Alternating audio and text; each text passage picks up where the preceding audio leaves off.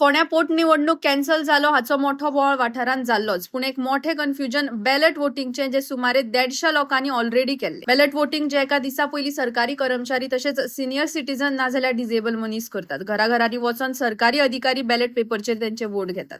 आता त्या वोट्स आणि वोटर्सांचे कितें?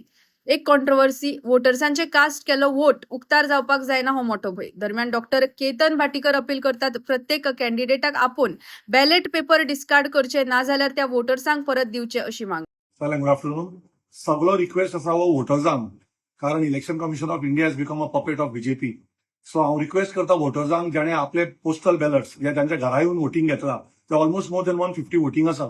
तांच्यांनी परत म्हाका दिसता आमकां आपूण कॅन्डिडेटांक हे इलेक्शन कमिशनान आमच्या फुड्यान हे बॅलट पिनपाक तरी जाय, नाल्यार त्या वोटराक ते रिटर्न दिवपाक जाय. कारण नाल्यार तेही जर तुम्ही पिनशात आणि बीजेपीच्या हातान दिवशात जाल्यार तांकांय धमकी वतली, तांकांय जोर जबरदस्ती वतली की तुम्ही XYZ कॅन्डिडेटांक वोटिंग कित्याक केलें आणि आमकां कित्याक करूना.